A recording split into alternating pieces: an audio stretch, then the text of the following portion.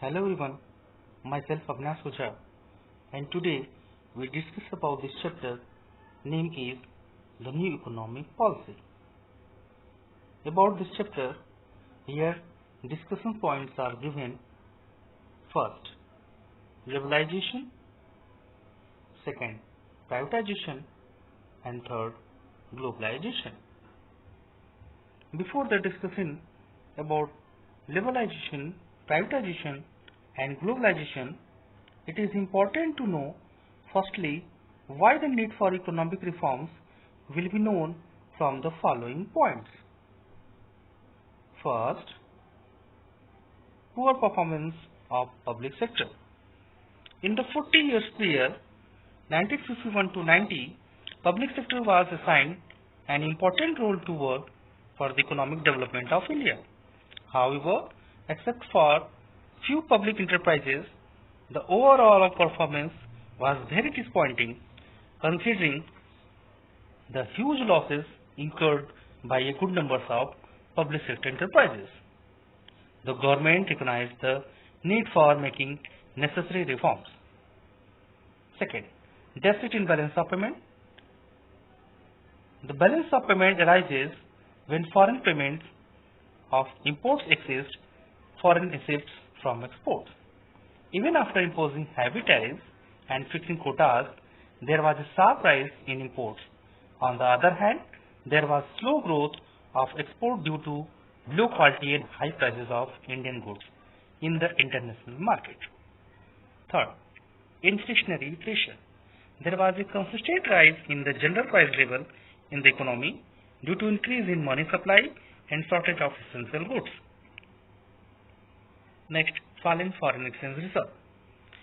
In 1991, foreign exchange reserves fell to the lowest level and it led to the foreign exchange crisis in the country. Foreign exchange reserves declined to a level that was not adequate to finance imports for more than 2 weeks and to pay the interest that need to be paid to international lenders. Next, huge burden of debts. And last, the expenditure of the government was much higher than revenue. As a result, government had to borrow money from banks, publics, and from international financial institutions. Crisis of 1991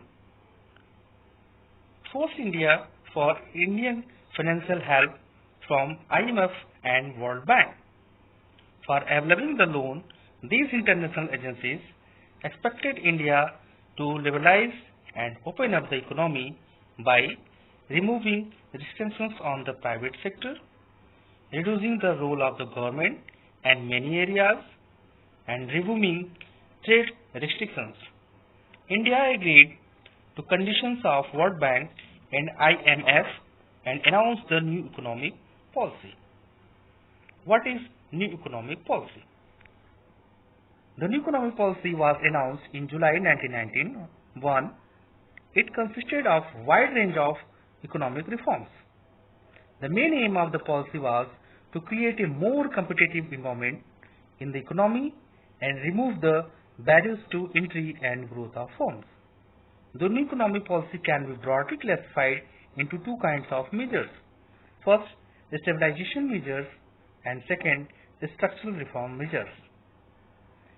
In the stabilization measures, they refers to short-term measures which aim correcting weakness of the balance of payment by maintaining sufficient foreign exchange reserve and controlling inflation by keeping the rising prices under control. Structural reform measures, they refers to long-term measures which aim at improving the efficiency of economy and increasing international competitiveness by removing the rigidities in various segments of the Indian economy. Main policy of new economic policy is first, liberalization, second, privatization, and third, globalization. Let us discuss them one by one. First, liberalization. Legalization means removal of entry and growth restrictions on the private sector. Legalization involves deregulation and reduction of government control and greater autonomy of private investment to make economy more competitive. Under this process, business is given free hand and is allowed to run on commercial lines.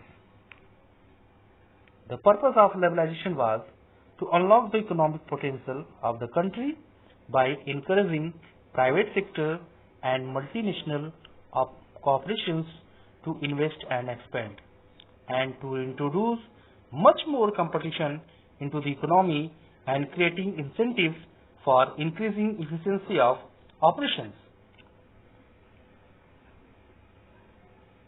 The economic reforms taken by the government under liberalization include the following.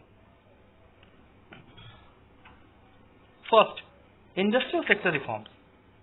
Second, financial sector reforms. Third, tax reforms. Fourth, foreign exchange reforms. And last, trade and investment policy reforms. Let us now discuss each reform in detail. First, industrial sector reforms. In the industrial sector reforms, first, reduction in industrial licensing. It is the new policy abolished industrial licensing for all the projects except for short list of industries like liquor, defense equipments, industrial explosive, etc. No license were needed to set up new units and expand or diversify the existing lines of manufacturers. However, license is required for certain industries related to security and strategic consideration. Second, decrease in role of public sector. One of the striking features was the substantive reduction in the role of the public sector in the future industries development of the country. The number of industries exclusively reserved for the public sector reduces from 17 to following 3 industries. First, defense equipments. Second, atomic energy generation. And last, railway transport. In the third, de-reservation under small-scale industries, many goods produced by small-scale industries have now been de-reserved. The investment selling on plant and machinery for small undertakings enhanced to rupees 1 crore. In many industries, the market was allowed to determine the prices through forces of the market of the government. Fourth and last, monopolies and restrictive trade policies. It's also known as MRTP Act. With the introduction of legalization as expansion schemes, the requirement of large companies to seek prior approval for expansion, establishment of new undertakings, merger, amalgamation, and etc. were eliminated. Second, financial sector reforms. In this, first, change in role of RBI. The role of RBI was reduced from regulator to facilitator of financial sectors. As a result, financial sector was allowed to take decisions of many matters without consulting the RBI. Origin of private banks. The reforms policies led to establishment of private sector banks, Indian as well as foreign. Increase in limits of foreign investment. The limits of foreign investment in banks was raised to around 51% foreign institutional investors as like FII, such as merchant bankers, mutual funds and pension funds were now allowed to invest in Indian financial market. Due to the introduction of new economic policy, the banks were given freedom to establish their new branches without the approval of the RBI. Next, tax reforms. Tax reforms refers to the reforms in government's taxation and public expenditure policies, which are collectively known as the fiscal policy. In the tax reforms, first, reduction in taxes. Since 1991, there has been a continuous reduction in income and corporate tax as high tax rates were an important reason for tax evasion. It is now widely expected that moderate rates of income tax increase saving and voluntary disclosure of income. Second, reforms in indirect taxes. Considerable reforms have been made in indirect taxes to facilitate establishment of common national market for goods and commodities. And last, simplification of process. In order to encourage better compliance on the part of taxpayers, many procedures have been simplified. Next, foreign exchange reforms. The important reforms made in the foreign exchange market are devaluation of rupees. Devaluation refers to the reduction in the value of domestic currency by the government to overcome balance of payment crisis. The rupee was devaluated against foreign currencies. This led to an increase in the inflow of foreign exchange. Second, market determination of exchange rate. The government allowed rupees value to be free from its control. As a result, market force of demand and supply determined the exchange value of the Indian rupees in terms of foreign currency. Next, trade and investment policy reforms. In these reforms, before 1991, a lot of restrictions, high tariffs and quotas were imposed on imports to protect the domestic industry. However, this protection reduced the efficiency and competitiveness of domestic industries and led to their slow growth. So the reforms in the trade and investment policy were initiated to increase the international competitiveness of industrial production, to promote foreign investments and technology into the economy, and to promote efficiency of local industries and adoption of modern technology. The important trade and investment policy reforms include removal of quantitative restrictions on imports and exports, removal of export duties, reduction in import duties, and last, relaxation in import licensing system. Second, privatization. What is privatization? Privatization means transfer of ownership, management and control of public sector enterprises to the entrepreneurs in the private sector.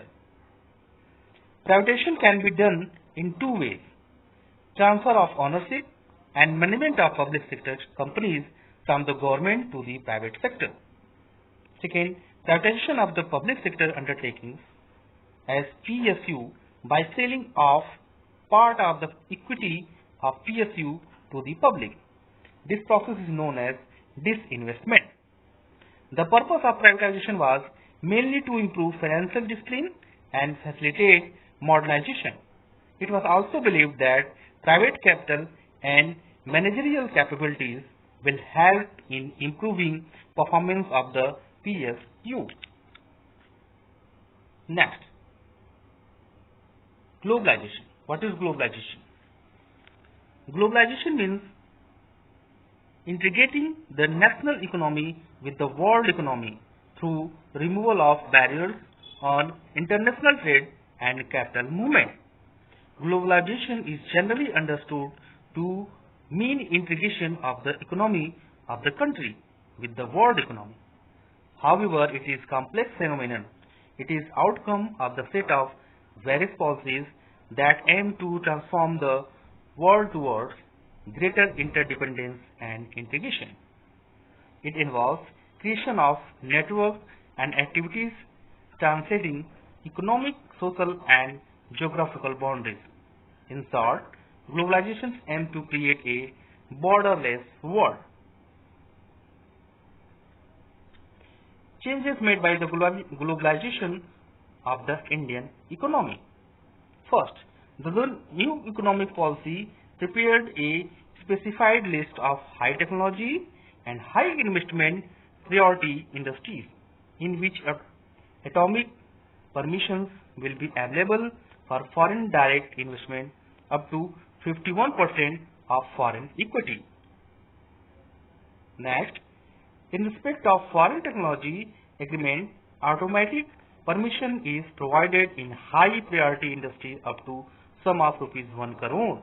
No permission is now required for hiring foreign technologies or for testing indigenously developed technology abroad. Next, in order to make international adjustment of Indian currency, rupees was devaluated in July 1991 by nearly 20%. It stimulated exports, discouraged imports and raised the influx of foreign capital. A new 5-year export-import policy 1992 to 1997 was announced by the government to establish the framework of globalization of India's foreign trade. The policy removed all restrictions and control on the external trade and allowed market force to play a greater role in respect of exports and imports. In order to bring the Indian economy within the ambit of global competitions, the government has modified the customs duty to a considerable extent.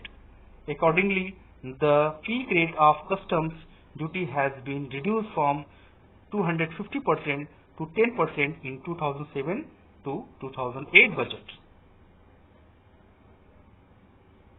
An appraisal of LPG policy. In appraisal of LPG policy, here economic reforms created mixed reactions at different levels. Let us discuss some of the positive and negative aspects of economic reforms. Arguments in favor of economic reforms. First, increase in the rate of economic growth. In this, the growth of GDP was 5.6% during 1980 to 1991. During 2018 to 19, growth in GDP is estimated at 7.2% as compared to growth rate of 6.7% in 2017 and 18. Inflow of foreign investment. The opening up the economy has led to the rapid increase in foreign direct investment (FDI). The foreign investment (FDI) increased from about $100 million in 90 to 1991 to $73.5 billion in 2014-15. Rise in foreign exchange reserve. There has been an increase in the foreign exchange reserve from about $6 billion in 19 to 1991 to about $321 billion in 2014-15. India is one of the largest foreign exchange reserve holders in the world. Rise in export. During the reform periods, India experienced considerable increase in export of auto parts, engineering goods, IT software and textiles. Control on inflation. Increase in production, tax reforms and other reforms have been controlling the inflation. The annual rate of inflation reduced from the peak level of 17% in 1991 to around 5.48% in 2015-16. Increase in role of private sector. Abolition of licensing system and removal of restrictions on entry of the private sector in areas earlier reserved for the public sector have enlarged the area of operation of the private sector. Arguments against. First, growing unemployment. Through the GDP growth rate has increased in the reform period, but such growth failed to generate sufficient employment opportunities in the country.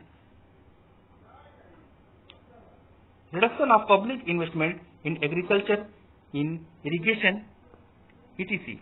It is the important fact. Next, removal of subsidy from fertilizers.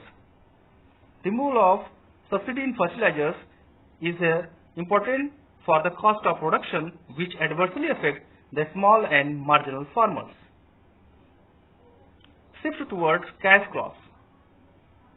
Shift towards cash crops due to export-oriented policy strategies in agriculture, the production shifted from food grains to cash crops for the export market. It led to the rise in the prices of food grain. Removal of minimum support prices.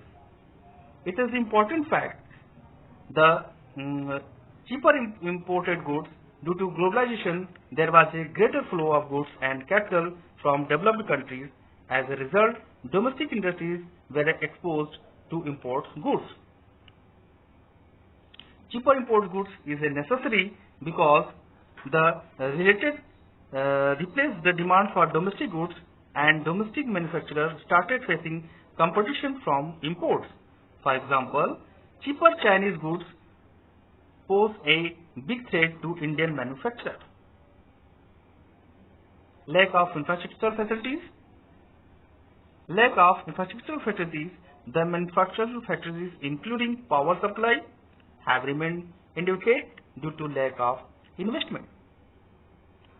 Non-tariff barriers by developed countries.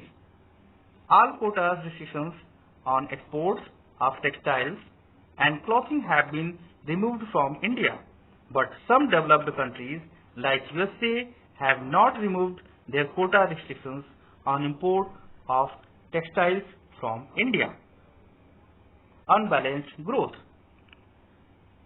The unbalanced growth has been concentrated only in some select areas in the services sectors such as telecommunications, information technology, finance, entertainment, travel and hospitality services, real estate and trade, rather than vital sectors such as agriculture and industry, which provide livelihood to millions of the people in the country. Hope all of you enjoy this video. Thank you.